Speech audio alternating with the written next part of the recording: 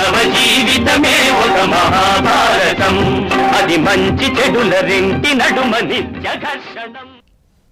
మా తమ్ముడు దాకా ఎందుకురా, ఒకవేళ పొరపాటున సైంధవుడు చంపలేక అర్జునుడు ఏదో నిర్ణయం తీసుకుని అంతకంటే ముందే నువ్వు చనిపోవాలి. ఇక్కడ అర్జునుడి ప్రతిజ్ఞ నేను తీర్చేస్తా, మా తమ్ముడు సంగతి కృష్ణుడు చూసుకుంటాడు, నేను అక్కడ పనేం లేదు. అత్తరి కర్ణు విల్లును హయంబులు నుగ్గుగా చేసి ఆ విల్లు కూలగొట్టి గుర్రాలను నుగ్గు పిండి హయంబుల పిండి చేయించు అన్నట్టుగా చేసి పారేశాడు. నెత్తుటంజొత్తిలా రక్త ప్రవాహాల్లో కర్ణుడు తీలియాడే విధంగా మేన బాణములు జొంపి శరీరంలో ఎన్ని రంధ్రాలున్నాయో అన్ని రంధ్రానికి ఒక 10 చెప్పున కొట్టాడు 90 బాణాలు. నెత్తుట్లు తేలుతున్నాడండి కర్ణుడు, నిలబడే ఉన్నాడు. అంత ధీరుడు నిలబడి ఉంటాడు. అందులో సాలప్రాంసు మహోజ్వలత్ కవచు శశ్వత్ కుండలాకారు, అవన్నీ ఆకారాలు. వాళ్ళ ఆకారాలు, వాళ్ళ శరీరాలు వేరు. ఏదో చిన్న గాయం అవగానే కంగారు పడడానికి మనలాంటి వాళ్ళ శరీరాలు కావు. కర్ణుడు నిలబడ్డాడు, కానీ నెత్తురు కారిపోతుంది శరీరం నుంచి. మేనబాణములు జొంపి అప్పుడు కర్ణుడికి ధనుస్సు తీసుకుందుకు కూడా ఓపిక లేని పరిస్థితుల్లో మరుస్తుతుడు యా అని అరిచాట. ఇది భయంకరం. ఇదే వద్దని చెప్పాడు భగవద్గీతలో కృష్ణ పరమాత్మ. లాభాలాభౌ జయాజయౌ అన్నీ సమానంగా తీసుకో, ప్రశాంతంగా యుద్ధం చేయి, కంగారు పడిపోకు. ఈయన మరుస్తుతుడు ఆర్చం. ఈ ఆర్చడం, ఈ అరుపు ఉంది, ఆ అరుపును ఆయన అవకాశంగా తీసుకుని బాణం వేస్తే, అరిచేటప్పుడు బాణం వేయకూడదని ఎక్కడా లేదు. పరిగెట్టేటప్పుడు బాణం వేయద్దని ఉంది, కానీ అరుస్తుంటే నోట్లో వేస్తారు బాణం. ఏకలవ్యుడు కుక్క నోట్లో వేసినట్టే ఆర్చే.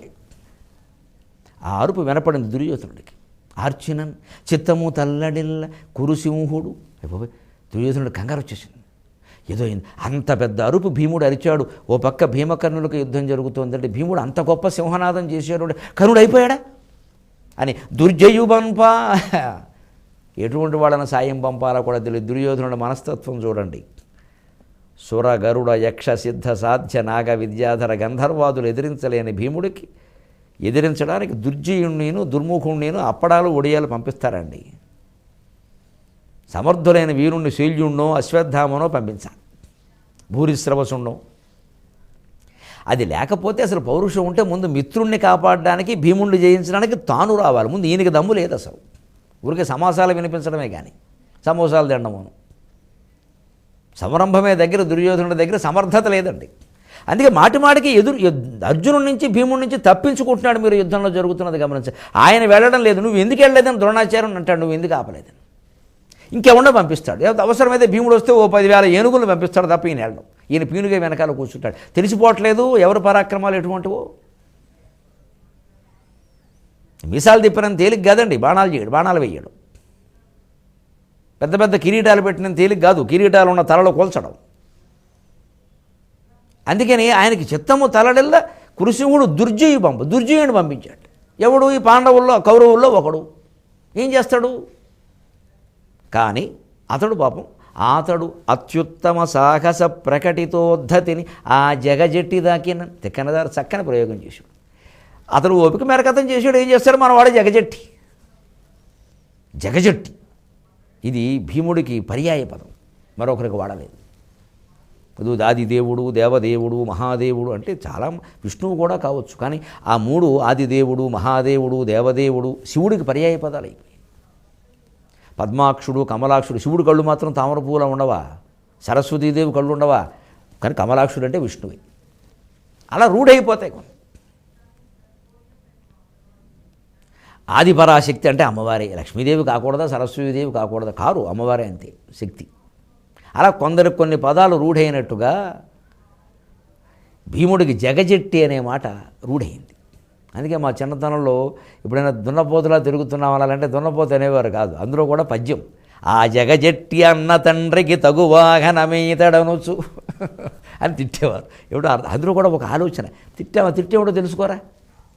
జగజెట్టి అన్న తండ్రికి తగు వాహనమీతడనుచు అనేవాడు.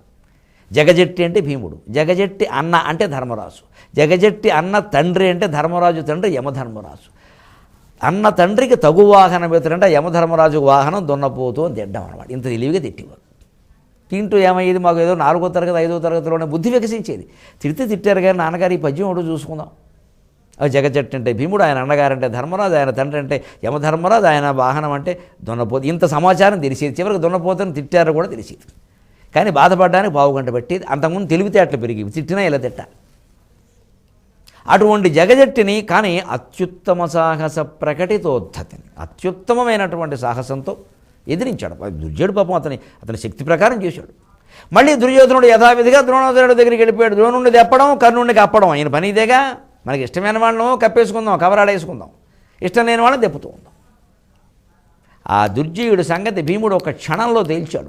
వాడు తురగాల తలలో నేల రాల్చి, సారథిని కూల్చి, రథాన్ని పిండి చేసి ఒకే ఒక్క బాణంతో దుర్జయుడు శిరస్సు ఖండిస్తే, ఈ మొత్తం ప్రక్రియలన్నిటికీ 6 బాణాలతో ఆ పని చేస్తే ఏడుస్తూ కూర్చున్నాడు కర్ణుడేమీ చేయలేక. గమనింతురుగాక, ఏడుస్తూ కూర్చున్నాడని మూలభారతంలో ఉంది. అయ్యో నా కోసం దుర్యోధనుడు తమ్ముడు వచ్చి చనిపోయాడే, నేనేమో కొడుకు రథం ఎక్కి పారిపోయాని, మా అబ్బాయి చనిపోయినా వేరే విషయం, దుర్యోధనుడు తమ్ముడు చావడం, నన్ను రక్షించడం కోసం దుర్యోధనుడు తమ్ముడికి రావడమా, నేను వాణ్ణి రక్షించలేక ఆ పోరాటంలో అతను చనిపోవడమా, నేను దుర్యోధనుడు రక్షిస్తానా, నా కోసం దుర్యోధనుడు తమ్ముడు రావడం ఏమిటి? ఇదే నా పరిస్థితి, ఇదే నా పరాక్రమం. గమనించండి, పరాక్రమం ఉన్నప్పటికీ స్థిరమైన మనోనిశ్చయం లేకపోతే మనస్సు అటు ఇటు ఆందోళన. ఆందోళన అంటే ఉయ్యాల అని అర్థం సంస్కృతంలో. ఆందోళనం అంటే ఓగడం అని అర్థం. అంటే ఆందోళన అంటే కంగారు పడదు, అది ఉయ్యాల. అది ఊగుతుంది, జీవితం కూడా ఊగుతుంది. అటు ఇటు కంగారు పడితే అల్లు మళ్ళీ ఇటు వస్తుంది, ఇటు వెళ్ళింది అటు ఎడుతుంది. ఊగపోతే ఉయ్యాల ఎందుకంటారు? ఊగపోతే అరుగు అంటారు. అరుగు మీద కూర్చుంటే ఎటు ఊగదు. ఉయ్యాల మీద కూర్చున్నా ఊగుతుంది. జీవితం ఎప్పుడూ అరుగు కాదు, ఉరుగు, ఉయ్యాల. అది అరుగుతూ ఉంటుంది, అటు అరుగు ఇటు అరుగును. అందుకని ఆందోళన ఉన్నప్పుడు ఆ మనస్సు సరిగ్గా పనిచేయదు. అంటే స్థిరమైన పరాక్రమం ప్రదర్శించలేకపోతే అర్జునుడిని ఎదిరించగలిగినంత గొప్ప వీరుడుగా భారతంలో ప్రశంసింపబడిన వాడు భీముడిని ఎదిరించలేకపోవడం ఏంటండి? బాణయుద్ధంలో అంత ప్రశస్తితో అర్జునుడు అంత గొప్పవాడు కాదు భీముడు.